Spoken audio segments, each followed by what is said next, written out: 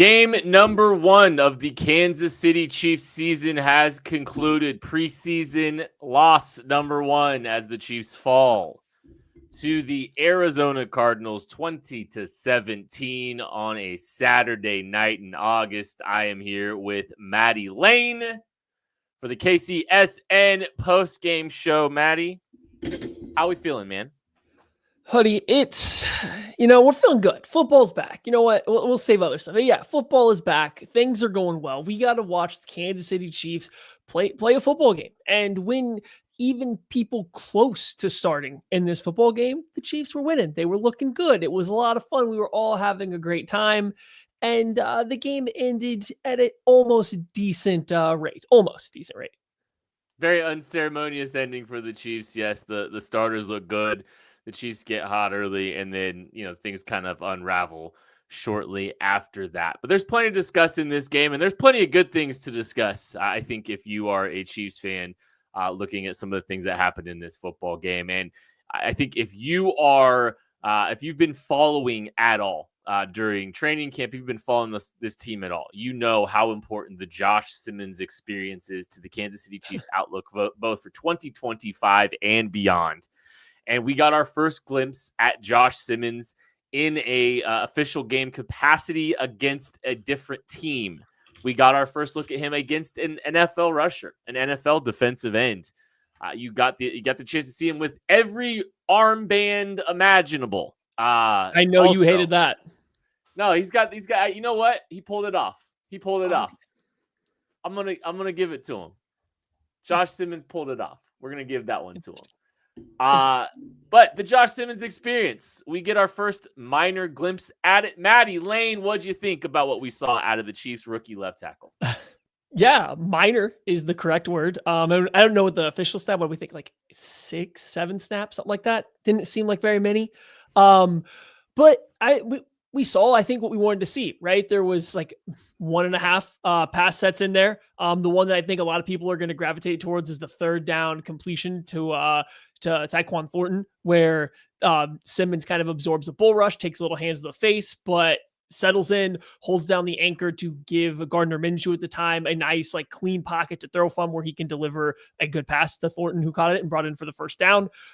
Impressive rep. You get a straight vertical set. You have an offensive tackle that doesn't have very much room to give up space, and he does a good job holding his ground and not getting pushed back into the pocket. That's not something we have seen a ton from the Chiefs in their offensive tackles over the recent years. So it was nice to see that. It's just one game. So I think we really got to wait till a little bit more comes along. But I will say, I didn't see in any of the run plays that were mostly to the other side of the offensive line, in the few pass type plays that they ran, nothing stood out in any way, shape, or form. Like, oh, that could be a problem or anything like that. So yeah, good start. Good first game. Yeah, it looks like 10 plays total in the first 2 possessions for the Chiefs in this matchup here. And I will say, though, the small sample size you get out of Josh Simmons, man, I think you've got to be really encouraged with where you're at, right? And I think just checking the box and getting out of there and getting out of there healthy is a big one, right? And I think the injury tag is going to loom over his head, even though he has showed no signs of injury basically since he arrived at St. Joe. I think you're still going to see a little bit of concern there, right? You're still going to see some people with that tag kind of looming over his head, but he gets out of there. He has a great. I think he has a great first performance. He looked so, I think, in control and balanced throughout the entirety of the both possessions. I think he looked the part and he looked, comfortable. He didn't look too challenged, anchored pretty well, and did some good things against an NFL pass rusher. I mean, he lined up against Baron Browning, who's getting not insignificant money to be an Arizona Cardinal. And he performed admirably and performed well against Baron Browning. Now, obviously, there's going to be bigger tests in the future for him, but I think you've got to be pleased with what you saw in the first kind of glimpse of what you got out of Josh Simmons. He absolutely looks the part. There's plenty of other things on the offensive line, and I know Kingsley's probably real quick. I think you had said it. I just want to just rehash one more time. Like you had said it, he just looks so natural and fluid. And I think that's the thing that stood out. Even it's 11 snaps, right? But I think we'll go back and watch a couple of the run plays that stood out to me. And he was kind of just asked to reach nose tackle, or I guess for the Cardinals defense, like a 5 tech from the backside. But how effortlessly he did it.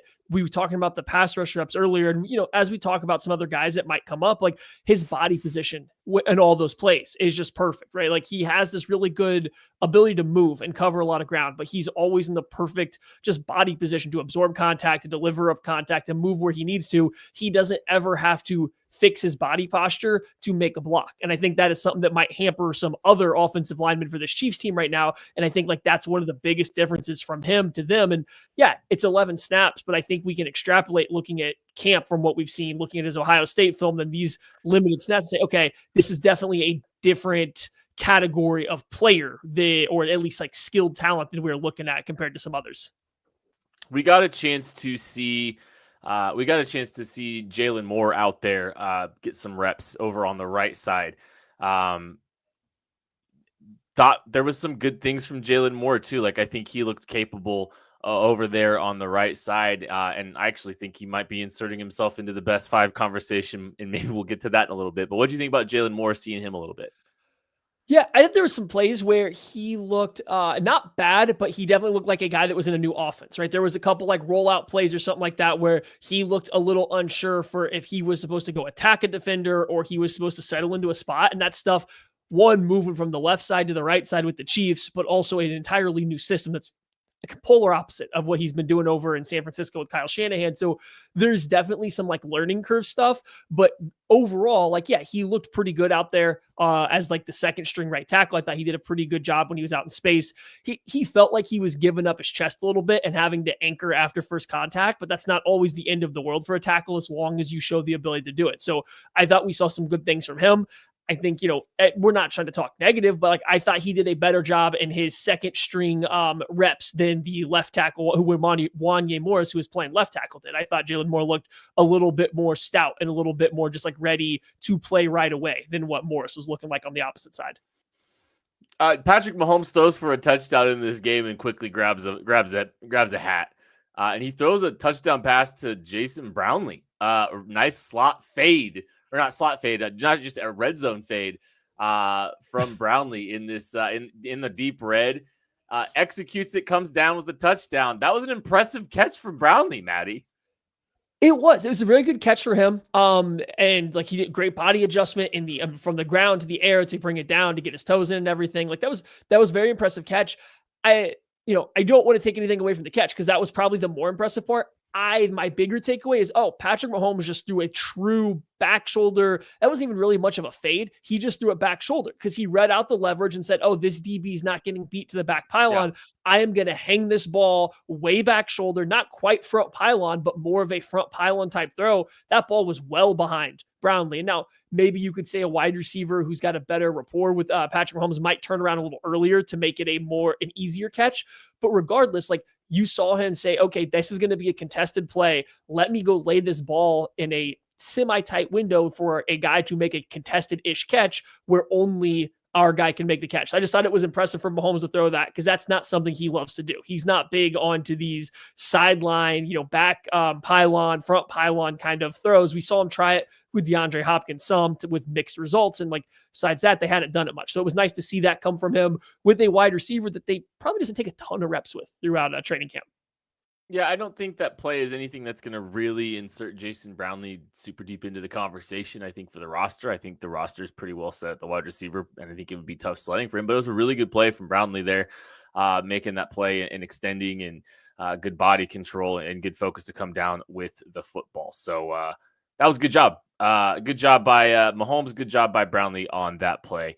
Let's flip over real quick and just kind of do a quick look at the defensive side of the football. I think the biggest story for the early, for the starters, for the early portion of the game was Jaden Hicks making some plays, both in run support and then coming down with an interception where, fittingly with a video game joke, it looked like Kyler Murray pressed the wrong button and threw it right at Jaden Hicks. Did not see Hicks. Thought he had, I think it was Marvin Harrison laid on an over route, which, by the way, I think that over route, whatever that was, out of structure, whatever it was, I think that was behind him anyway. I think that was a really poor throw, but didn't see Hicks either. And Hicks comes down with an easy interception.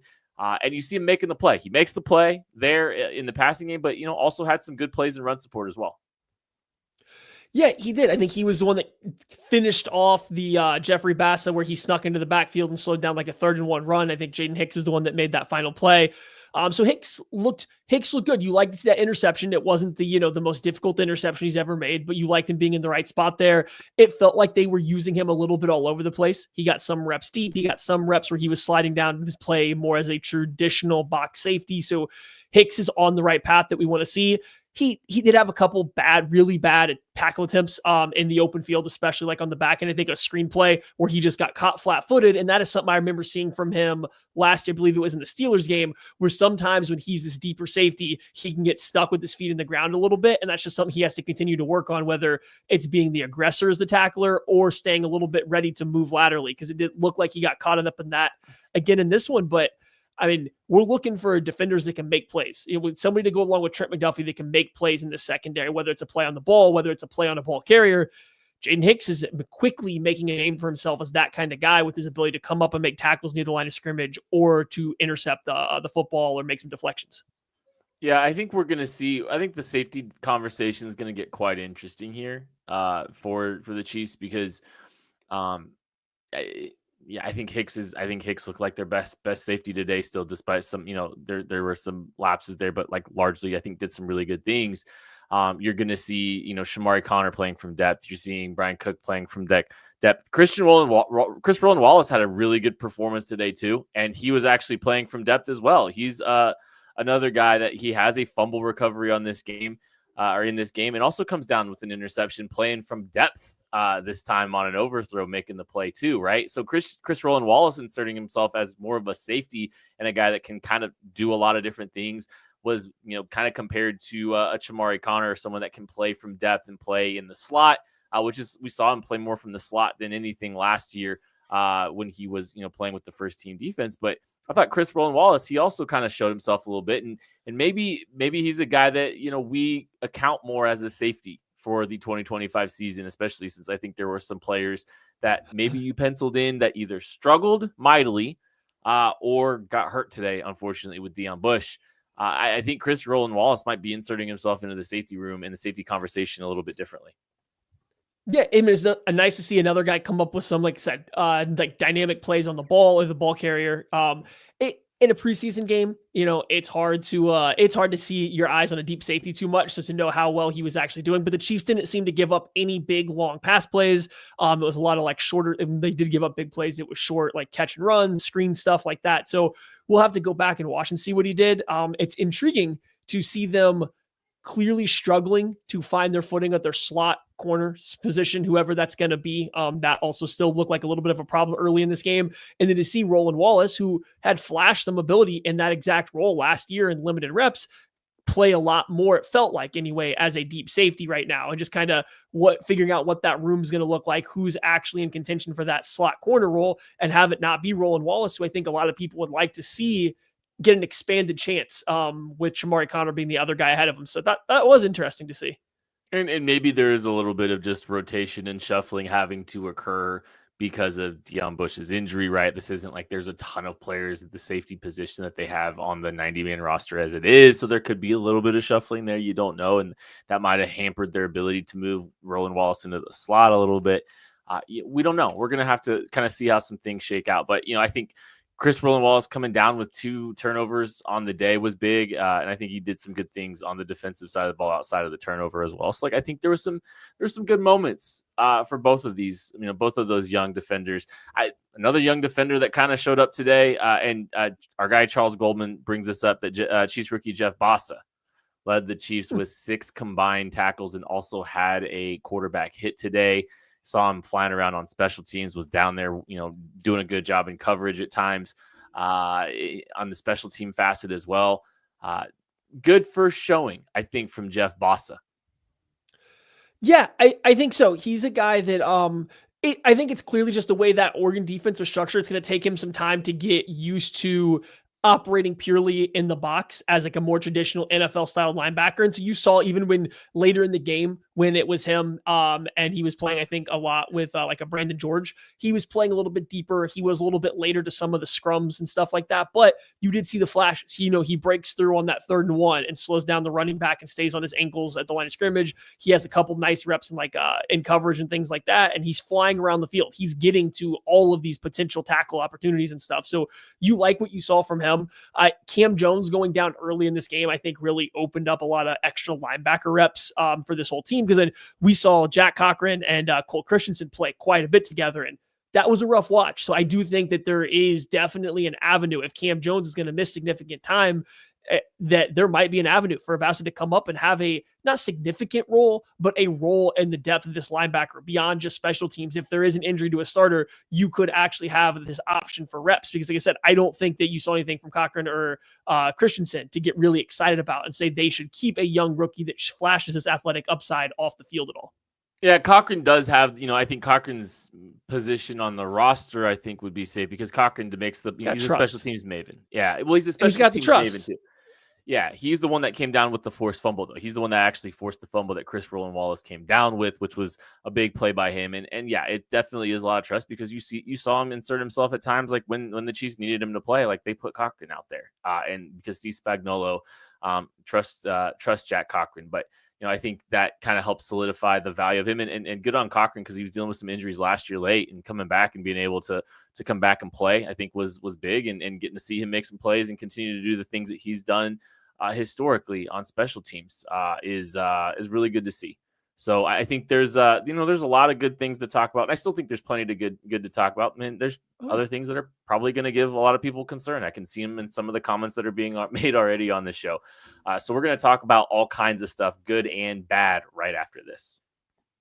Looking for tickets for your next event? Tickets for Less is your #1 source. Save big on every purchase when you use promo code KCSN at ticketsforless.com. I'm BJ Kissel, founder and CEO of KC Sports Network. Emprise Bank has been with us from the beginning. They were our first network partner, and they believed in the vision of what we were building from the start. I can't speak to any other banks or companies and how they operate, but I can tell you from personal experience and based on the growth of the network you're listening to right now, that if you have banking needs, call our friends at Emprise Bank.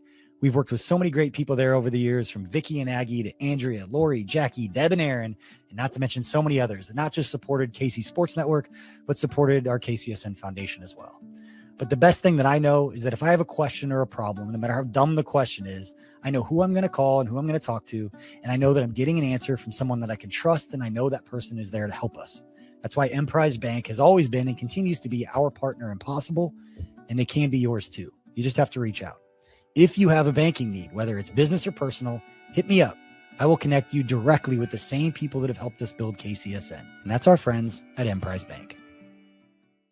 Folks, nothing beats hanging out with the boys on a hot summer day and watching some baseball. And the simplest way that you all can get in on the action is to download the Pick 6 app from DraftKings. It is crazy simple. Just pick more or less on the stats for 2 or more of your favorite players, and boom, you're in the mix for big cash prizes. And the best part is, Pick 6 is available right here in Missouri. Don't miss out on the fun. Don't settle for a smaller payout. Switch to Pick 6, and right now, new customers can get $25 in bonus picks with their first deposit of $5. Here's what you got to do. Download the DraftKings Pick 6 app now and then use code KCSN. That's code KCSN for new customers to get $25 in bonus picks with their first deposit of $5. Better payouts, bigger wins, only with Pick 6 from DraftKings. The crown is yours. Gambling problem? Call 1-800-GAMBLER. Must be 18 plus. Age and eligibility restrictions vary by jurisdiction. Void where prohibited. New customers only. Minimum $5 deposit. Bonus picks expire 168 hours after issuance.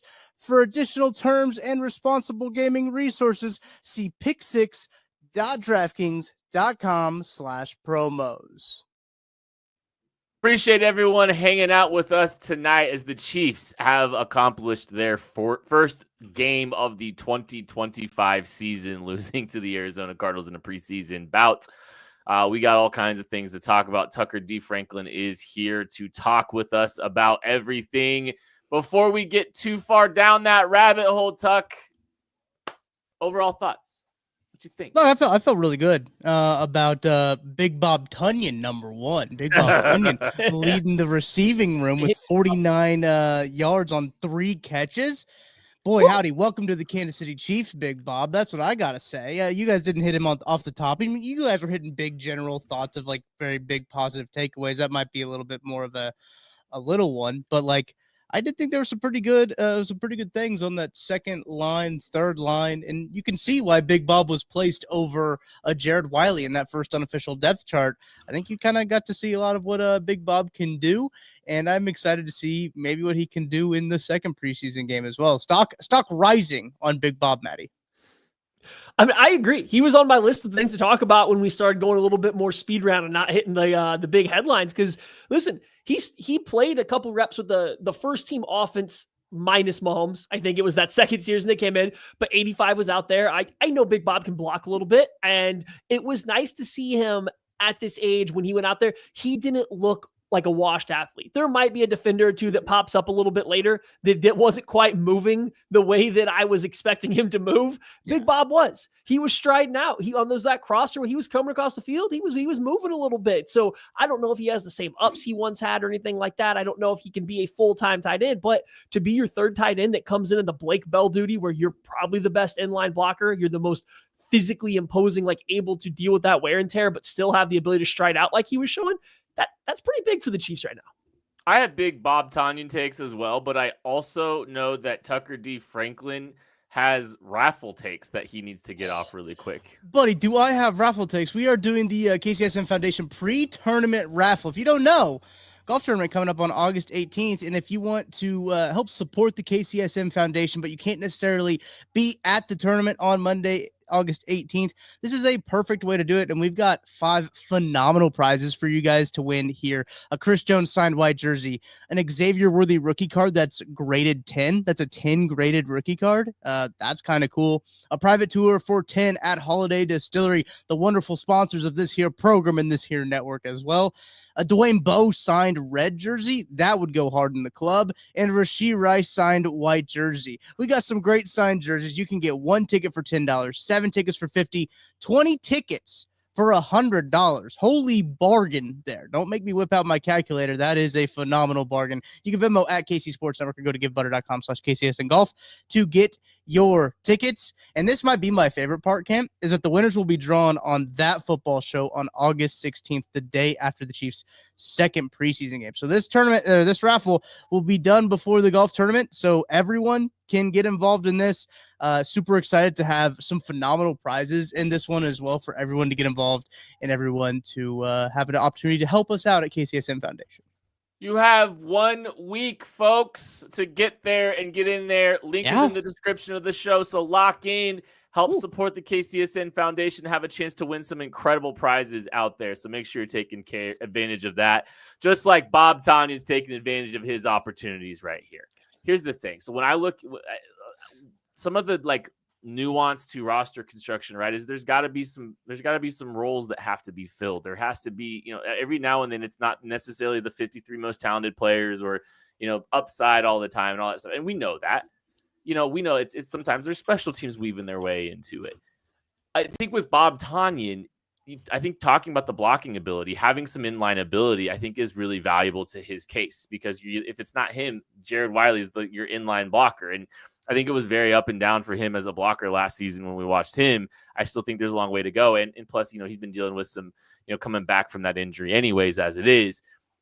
Bob Tonyan looks like he's got a little bit of juice, but he also looks like he has that inline blocking ability, which I think is valuable. And so I think he can do it a little bit better than even like a Noah Gray. So I think that's a trait that you like when you're kind of trying to build the bottom of your roster and build your tight end room. Like that's a case to be made for big Bob Tonyan. So I want to talk more about Bob Tonyan. I'm sorry. Big Bob Tonyan has got me stoked because Here's the thing. I knew of Bob Tonyan and was lightly a fan of Bob Tonyan when he was like with the Packers early on. And I was just like, wow, I like how that guy plays football. He's just like a football guy. Now, I know he's not the guy that's going to make the headlines, anything like that.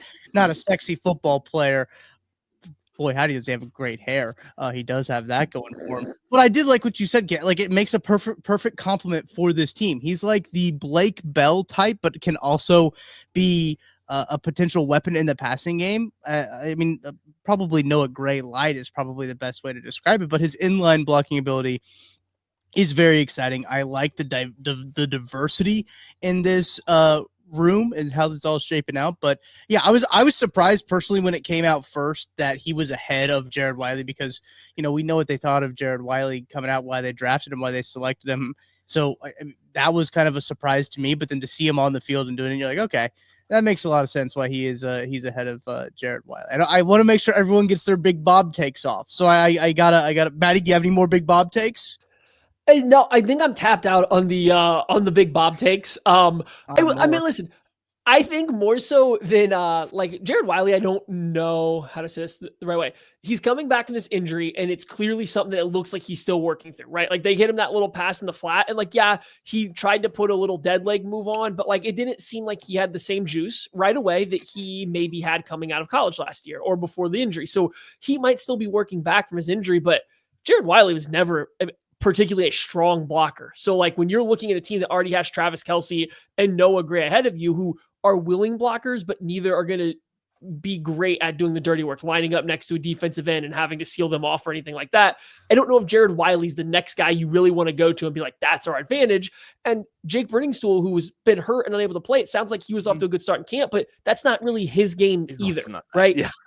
Yeah, so it's just they kind of have a very specific type, and I think they could get by without a quote unquote blocking tight end. But if everyone's going to be hurt and struggling a little bit, you might as well go with the guy that can block. So I don't know. I think that he's always was going to be sneaky competitive for the spot. Seeing him get some early run, having a strong like showing, and just looking not as washed as I thought he was going to athletically, I think was a big start for him.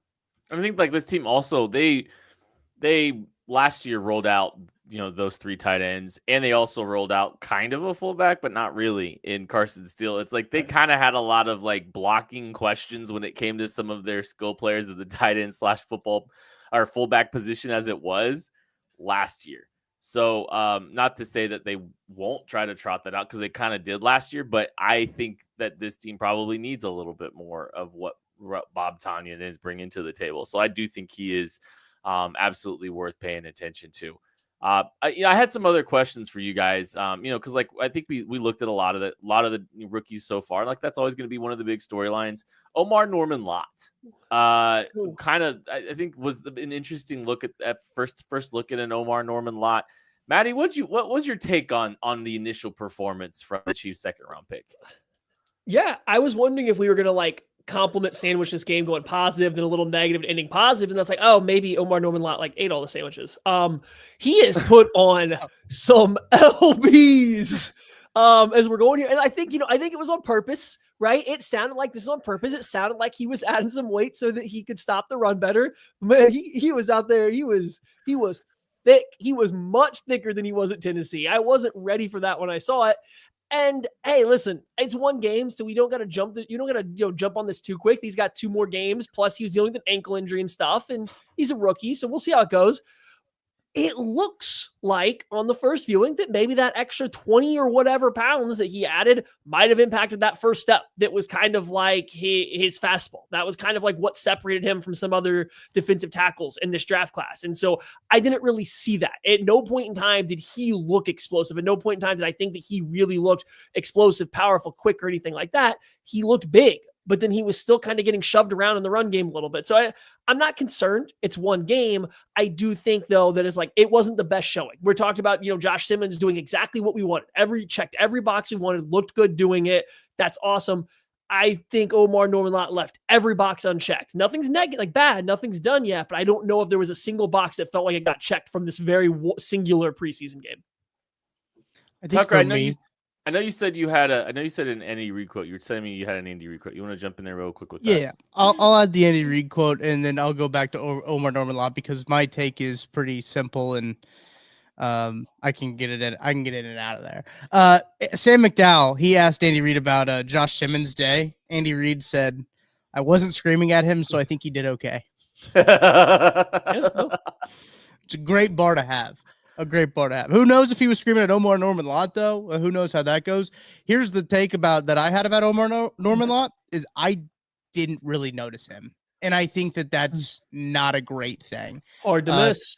Yeah, well, I saw how large he was as a human. I did understand it really took that. me aback. I'm sorry. It really took me aback when I first saw him turn sideways and I saw 55. I was like, oh, that was not Mike Pennell. Are we certain? And it was not. It was definitely 55. No. Trying to make him that nose guard is what they're trying to do. They're trying to add some more pounds so he can be that big Maybe run he's stuff. joining the left guard competition.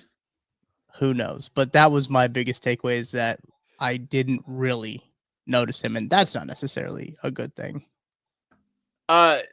Omarr, I think it was very mixed bag for him. Like, I actually think there was a couple bright spots against the run. Like, I think he had a couple moments against the run, but then also a couple moments where he got washed out of the play entirely. The first step really wasn't there, like we had seen in the past. Like, they're definitely, it's more questions and fascinations, I think, at this point with him, because the profile of him does look different than what came out of college and like what he was billed as. Like, that didn't look like a guy that was going to be replacing Turk Wharton's impact on this team. It looked a little bit different than what we kind of saw at Tennessee. But I do think there was a couple bright moments against the run. Pass rush, didn't see a ton there. But the frame will be something to monitor and pay attention to for sure. And just kind of how they use him and what he does to this point. I will say, I don't get the warm fuzzies about the defensive tackle position right now. So I will say, adjacently for me, I actually thought Distillery looked pretty good. He was still playing against the backups, and I was like, oh, he looks better than everybody out here. He just is every play. It's not dominant because that's not his. Yeah, that's not like his thing. He's not. I don't think he's going to be a dominant player. But there was not like a single play, especially when it was against the backups. So I was like, oh, there's 99 getting tossed around. He was just kind of always winning his rep just a little bit. And when they did come up the middle, he was there. So I don't want to say overly impressed with Tillery, but he stood out to me as like, oh, he might just kind of simply be your number 3 defensive tackle, and it might not actually be close. I think he looked like it today, but like also he looked stiff. Like he just looked a lot more stiff, and like he looked like he might have put a little bit more weight on too. Like it feels like he looks a little bit heavier than he did as well. And it also looked like he just looked a lot more stiff through his frame. And so that was kind of, you talk about Omarr Norman-Lott's frame. Like he also kind of just like, I don't know, just threw me off just a little bit. So when you're 6'7", you got places to put it. When you're not 6'7", it's only got one spot to go. I can attest as being a 5'6" gentleman. It only goes one spot. Okay. Let's get some initial impressions on a couple other players. Nohl Williams. Had some plays on the ball today. Had some opportunities both on defense and special teams. Maddie, what were your thoughts on Nohl Williams? Great on special teams. Absolutely phenomenal on special teams. Worked his ass off, flew down the field, had a big hit. He had multiple plays as like a gunner or like on kickoff and punt return stuff. So I thought he looked really good on special teams, which is big because, hey, listen, if you're going to play Josh Williams deep into the fourth quarter of a playoff game and he's going to be on a roster bubble, you are going to have to replace those special teams reps with somebody. And Nohl Williams looks like he's at least willing to do it, and then made some plays as a corner. He had a really good play on a red zone fade that, 50-50, that's going to get called DPI throughout a season. All depends on your ref crew, but you like him being physical in that spot.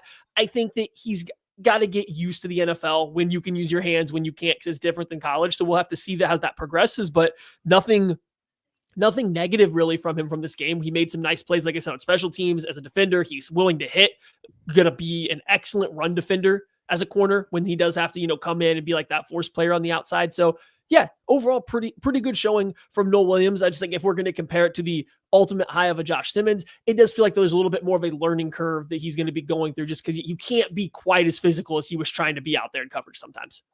I did like the physicality in the run game specifically. There was that one play where he was able to shed the stock blocking and really pop it was DeMarcado, I think is who it was. Pro Frog, shout out. he really popped him, and I was like, okay, like you love to see. That's a Spagnuolo corner through and through, right? Like a guy who's going to come up and attack in the run game, and not afraid to pop a dude. He was doing it on special teams too. He's popping dudes on special teams. He also got in the return game a little bit as well on the kickoff, and had a 28-yard return, which was the second longest kickoff return they had all night.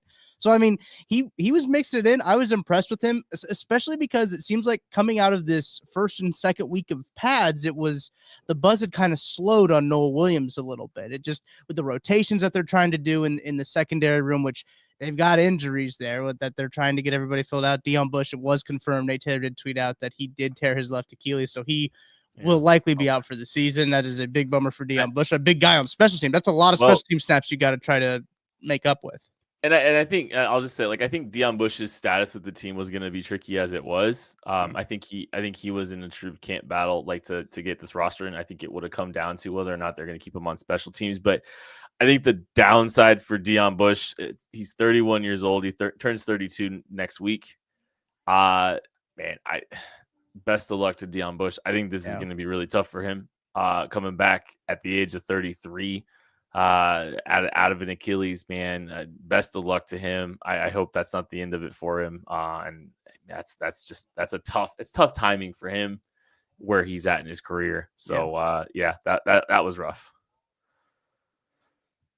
That's my Noel Williams takes though. I thought that he's not afraid to pop a dude, and that's what you need on a defense. You gotta have a defense not afraid to pop dudes. I'll stand on that. So I want to add to the safety room. I'm not trying to add insult to injury or anything like that. It did pop up. And I did see Jackie Moon asking who is competing with Mike Edwards for safety 4. Who, Mike Edwards? Yeah. Mike Edwards did not have a great performance today. And Mike Edwards did not look like someone that I'm for sure is going to be on this roster. And if you're looking at Deion Bush and you're looking at Mike Edwards and all of that, I'm not sure that you shouldn't be in the market for a Justin Simmons or another safety because ASAP. Yeah, that safety room looked brutal. Outside of and like I think Jaden Hicks did some good things, but outside of that, like I think you've got some questions there for sure. There's some depth concerns, no doubt about it, and I think they might need to go take a look at that because that was Mike Edwards did not look like the Mike Edwards we saw a couple years ago. He looked like a guy that got cut by the Bills in the middle of the season last season when they were having major safety issues. To be fair, he went to Tampa and played better than he did in Buffalo. I don't really know if Buffalo knew how to use him, but he did not look very good tonight. I will say that. As a compliment sandwich to Mike Edwards. Reverse compliment sandwich is what it was. Gotta be quick or it's gonna get gobbled up too. That was that long play where, man, just watching him try to chase down the ball carrier. I thought when I was like 34, who is that? Let me go look up because it just didn't register to me. It's a bad number, so maybe that's the issue, right? Maybe a better number comes available and maybe it'll work better again. I don't know. 26. But I was like, I was expecting to see an undrafted free agent from like East West Tech that was just on the roster to fill out snaps. And I looked up and I saw it was Mike Edwards. Like, oh no, because here's a guy that maybe was never the most athletic player, but like his last run with the Chiefs, like it was the instincts and he was very, very competent. And I mean that like very complimentary in a good way. He always did his job the correct way. And at no point in time, you were like, oh, he can't move. Boy, again, it's like one game, but there was a couple plays in coverage that play that he was trying to chase down the ball carrier. He just looked like he couldn't move. And it was a tough watch. It was. So if you lose Deion Bush, who has familiarity with the system and is a veteran in the safety room, and Mike Edwards maybe isn't playable, you lose another veteran in the safety room. You're real thin on guys that don't have a lot of experience playing. Like, yeah, Brian Cook's played a lot of games, but I don't know if anyone's ever talked about him being the leader of that room. Jaden Hicks, you have the hope can become that, but it's his first year as a full-time starter. And then you got Shamar Connor bouncing around. So I don't know. I'd be a little concerned about the depth and what that safety room is looking like coming out of this preseason game, or at least ready to watch it in the rest of this offseason part. Tucker, you had something? I did. I raised my hand. Can I interest you? I just pulled up the safeties that are available right now in the free agent market. How about a Marcus Williams? He had a lot of negative things to say about the Ravens coaching staff. I did see that, but yeah, sure. Roll the dice. Jordan Whitehead. Sure. He's 28. Justin Simmons is 31. He's still out there. I know that somebody in the chat, and I also Googled this as well, said that Justin Simmons signed with the Texans. I think you got. I don't think that's real. There's like I think a fake article saying that he signed with the Texans. So sorry about that. George Odom, Jordan Poyer, Marcus May, Roddy McLeod, Von Bell, Ronnie Harrison. Any of those? Okay. I mean, like, sure. I'm willing to see them all. I think the big thing for the Chiefs is you're not probably looking for someone to come in right away and be like a starter. So some of the guys that you like listed off, like, oh, like, I don't know, is it without knowing them or talking to or anybody that has like covered their teams or been around them, I don't know how many of them are going to be okay just being safety 3 or safety 4 and just kind of being like, oh, I am the leader of this room, but I know that I'm not going to play a ton. And I don't know if Simmons is okay with that, but it at least seems like he's been a little bit of a mentor to other players. Like that's kind of, I think we always lean his way. Ed Reed, Tyrann Mathieu, these are great ones. Yeah. Shout out chat for bringing in some real good ideas. Ed Reed, Tyrann Mathieu, see if we can get them out of retirement. Nobody asked about Earl Thomas. Famous Chief. Can't got by the mute button. Who's this Ed Reed character? I'd like to hear more about him. I'm fascinated. Miami? Man. Maybe. Yeah, that sounds about right. Do we want to go? Do we want to continue down? We want to keep building layers of the sandwich here because I think we're 41 minutes in. I think I'm very concerned about Kingsley Suamataia's stability at the left guard position, and I'm not sure Jaylon Moore. It'd be crazy if Tucker and I said, no, we don't want to talk about that. Now just let you leave that out there and then said we want to talk about something else. I was trying to figure out what side of the sandwich he was still talking about because I was like, we've this sandwich is all kinds of layers. This is good, bad, good, bad, good, bad. I don't know where we're at, but I just know Big Mac. that Compliment Big Mac. Kingsley Suamataia, if the opposing team had Big Macs for sacks, that would be a problem for the Kansas City Chiefs. I don't know, man. Rough start for him for sure. And I mean, compounding that with like, hey, Jaylon Moore's getting a lot of run over there on the left guard spot. Man, very small sample size, but not what you wanted to see out of Kingsley Suamataia in his first opportunity. As good as Josh Simmons looked, there was some concerns that I think that exist with what you saw out of Kingsley Suamataia in the first game.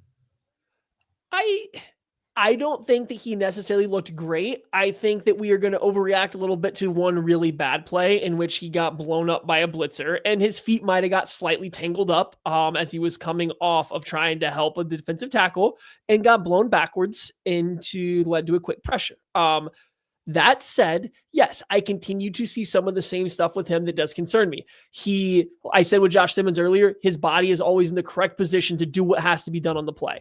Kingsley feels like it never is. Unless it's right off the snap where he is attacking and being the aggressor, it feels like he's moving and then preparing for the football aspect. It's not all one fluid motion. He's very athletic, but I need to move into position and then prepare to handle his bull rush or then prepare to deliver my punch or whatever it's going to be. It doesn't all happen simultaneously together.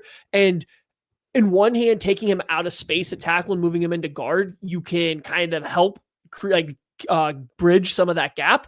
On the other hand, things happen faster in the interior. So it's how quickly can he mentally process where he needs to be to get ready for that stuff and to become the aggressor. So I think it's a learning process is essentially what I'm trying to say. I don't think it was a super strong showing, but I also don't think it's quite as egregious as, as some people might make it out to be, I think, based on that one play where he did get really blown up. So we're sitting on the fence. This sandwich right here, this is like the middle layer. We are in the middle of this sandwich right now. I gotta give a shout out to Rachel Huff. Let me find her comment because she came up with the perfect one. We're at a compliment lasagna now, and I think that's a perfect way to describe what we're doing. Is definitely the ricotta. Let us know in the comment section what layer you think Kingsley Suamataia is. What layer? Oh, sorry. No,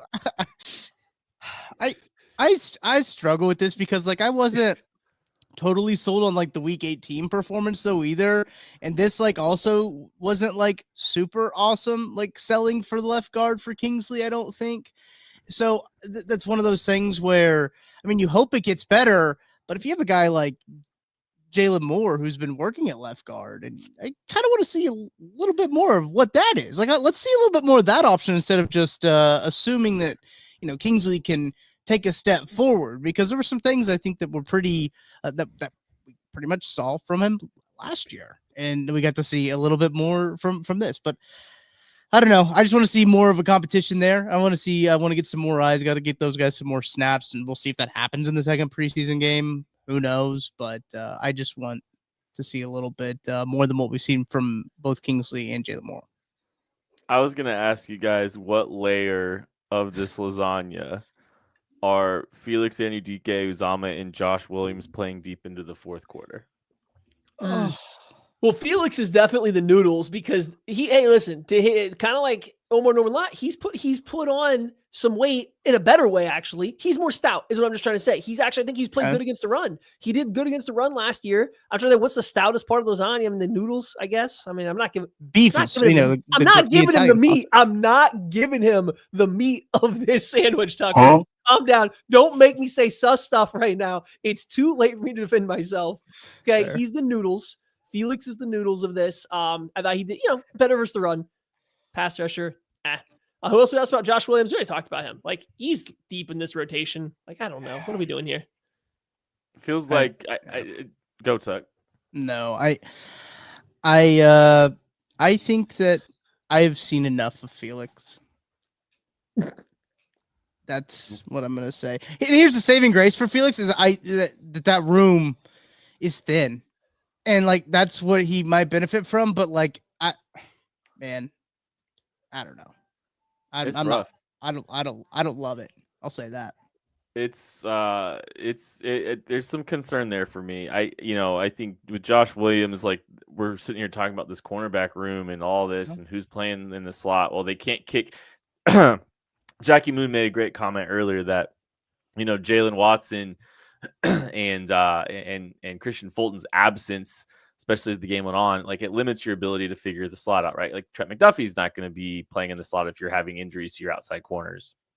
And some of the shuffling there could be attributed to that. And Maddie, you have the concern about the slot position. Like, simply just putting Trent McDuffie there solves it, but you have to have people on the outside that you can trust. But it just doesn't feel like the Chiefs trust Josh Williams right now. And him playing so deep into the fourth quarter at least, like, raises some red flags for me, because all these other guys seem to be asserting themselves and inserting themselves into the conversation a lot differently. Talk about Nohl Williams. Like, I think Nohl Williams is comfortably past him on the depth chart and in the Williams's rankings in the cornerback room specifically. So I think there's some concern there for Williams. And Felix, I wrote about it heading into this game. This is such a huge season for him. This is a very defining season for him, because, Felix was always he was always a project, right?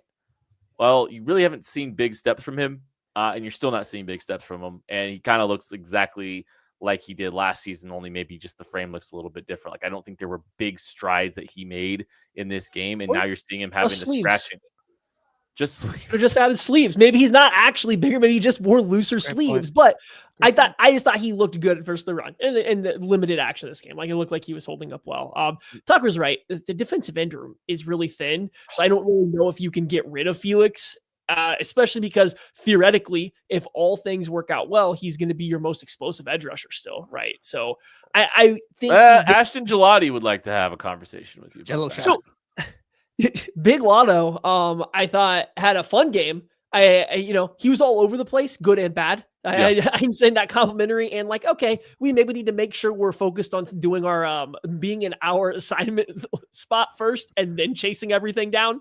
But yeah, he's fun, but I think Felix theoretically has the best combination of speed, bend, the ability to be like a pure speed rusher. It's just we haven't seen that actualize at all. But this year is year 3. If it doesn't come at the end of this year, then you start having the conversation about moving on. Josh Williams, I don't know, man. We've been here, we've done that. Nazeeh Johnson cannot just like continue to put together less than stellar performances and stay comfortably ahead of Josh Williams for reasons. For whatever the reasons are, there's reasons that he is just squarely ahead of him in every depth chart of all time for this team.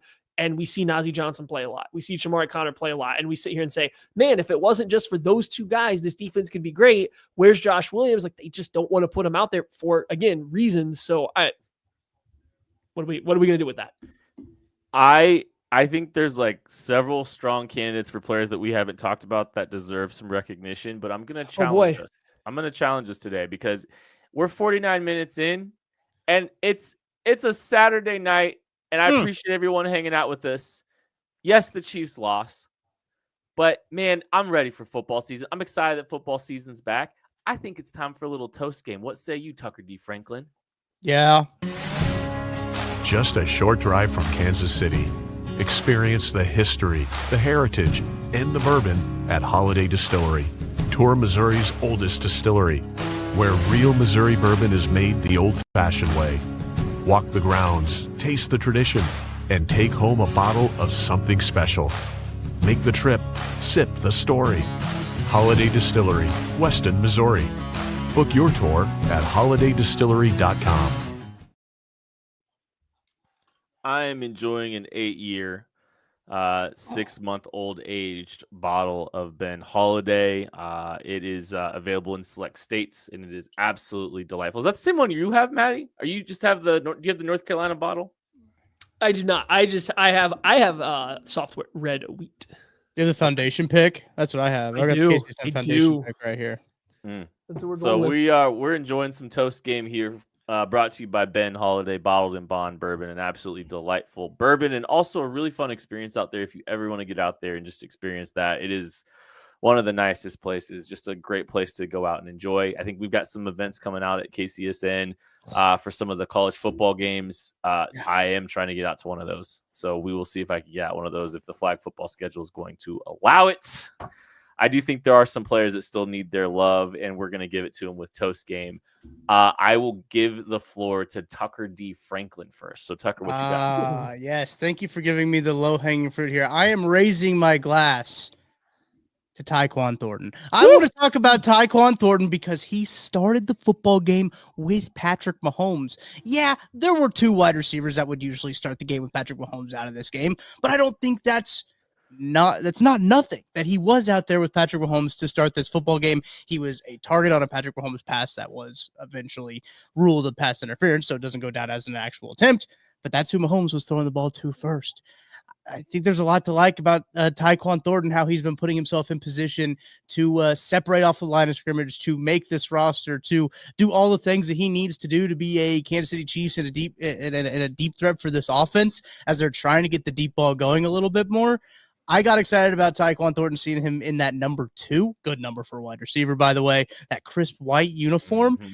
It just looks like it's a perfect fit. Raising the glass to Tyquan Thornton. Love that one. Love that one. And that was one of the opportunities I think we had to show some love here. Boom. Let's see if we can make it 2 for 2. Maddie Lane, what you got? Oh, let's just go with future Hall of Famer Josh Simmons. I don't think no, I'm kidding. Also, shout out Josh Simmons. He did great. You deserve to be in every Toast game ever. Let's stick at the left tackle position and go with another one of my guys, Essa Poole, from Washington State, number 79, played left tackle for almost the entire second half. And listen, he's still a work in progress. This guy played basketball most of his life, switches over to left tackle at Washington State. Obviously, Washington State's got a little funky offense going on from time to time, so his technique isn't always perfect. He looks like a basketball player playing left tackle. It's a lot of footwork. The feet are moving a ton, but he's staying balanced. He's staying in front of guys. He is constantly between a pass rusher and the quarterback at all times. He's really large human, uses his length of his arms really well to just get, guide rushers around. So I was really excited what I saw from him. We need some work in the run game. That'll come. We're a basketball player. Okay. We are a pass protector. We're not a road grader yet, but we'll get there. So shout out Essa Poole, Toast Game, for your first experience in the NFL. I thought you did a great job. You didn't look like you definitely were not the worst tackle the Chiefs sent out there. So great point. Gentlemen, we're 2 I got 1 more. You don't go with him here, by the way. We're 2 for 2, and I think we're about to go. I think you know who this is about to be. I think it's going to be a 3 for 3. It is a 3 for 3. We've accomplished it. Maddie, do you want to guess who my Toast Game's going to?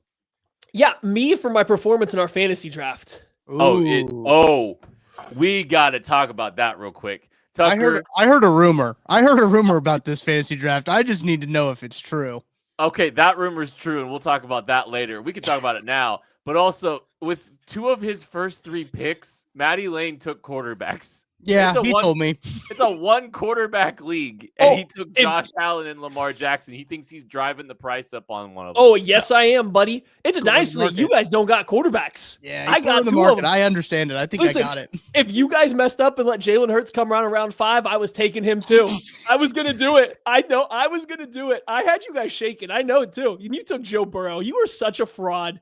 You were such a fraud. You took the person that you hate more than anybody else in the world, and you have to root for him. Every single week, you realize that every single week you have to turn on your TV, look at that cornball in the eye who has somebody choose his outfit for him, and root for him.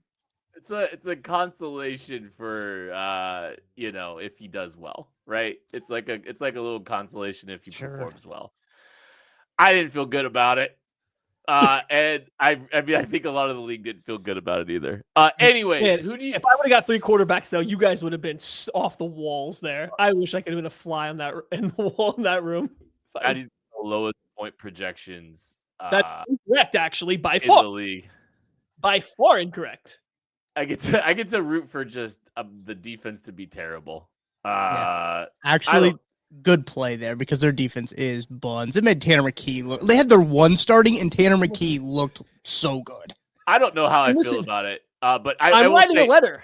I'm going to get Lamar Jackson to the running back spot. Bill Polian's on my side, so I actually drafted a running back. Flex. I will also say the rest of Matty's team is not good either. My team's great. There's also I played the long game for the future. Here it is. I played the long game for the future and spent a round 3 pick on a guy on my bench, and Kent's projected to score like 4 more points than me. So let that sink in. Glue guys is what Matty went with. Matty's got a team full of glue guys. Anyways, Matty, who do you think I was going to say we need to go? We need further performance. No. Can I have a guess? Yeah, Tuck. Matt Ariza. Yeah. Boom! Let's go. I think we were all on the same page. There's only a few players that still need to get brought up that got their love. Matt Ariza with an absolute boom of a punt. 67 yards. Noel Williams down there, I think, making a play on that one too. So, Ariza, good job there. I think that was one of the better punts that we've seen him hit since he got to Kansas City. So shout out Matt Ariza, the final toast game of the day, going to the punter for a big booming punt. Very good job by him there. So one final toast game before we get out of there. I want to add some more numbers to this. 5 punts for Ariza today, an average of 57. Here's the big one that I was most excited about with Ariza's day: 2 inside the 20, 2 down inside the 20. I know he did have 5 punts, but like he also had at least 2 of those 5 punts were just like, okay, kick it as far as you can. And he did. He kicked it nearly 70 yards that one time, and he averaged 57 yards a punt. That's insane. That's a good. That is an insane distance. And also, there was one that was a little bit. He kind of got lucky on one of them. Kind of like, I don't know how it kind of just it went flat and kind of rolled, but it rolled perfectly like to the 5, which was just, if it works, like by all means do it. But I also have another. Can I guess one more, or can I throw one more out there? Yeah. Gardner Minshew. I want to give a shout out to Gardner Minshew. Ooh. He was better than what Carson Wentz was, so that's a plus. And I think the Chiefs have the best quarterback room in the NFL, and I don't think it's close. Is that because Patrick Mahomes is in it?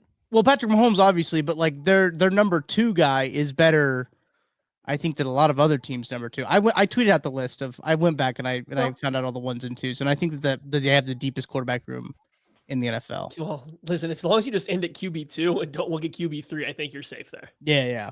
No, that's what I did. 1 and 2. But then you look at QB4, and now we're cooking. Chris Oladokun. I guess that would be 4, yeah. Yep. I think this is the best. I think it's the best preseason week 1 post-game show we've ever done in the history of KC Sports Network. This is pretty seamless, all things considered, because there's always like, a little rust. Morning. No rust this time. No rust. We walked right in here. We took care of business the way that we know how to do, and we cannot wait to be here every single week of the 2025 season. If there's a Chiefs game, you will find us afterwards breaking them down together. Cannot wait for the season. Cannot wait to see a little bit more of the premier players in week 2 of the preseason. Get a bigger sample size of some of these players, a little bit more intensity as things start ramping up here.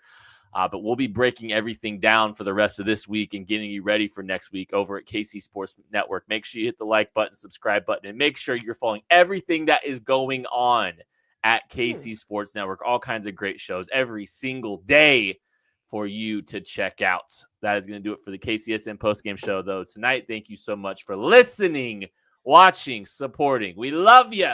We appreciate you. We'll catch you later. I have all the QBs. They belong to me.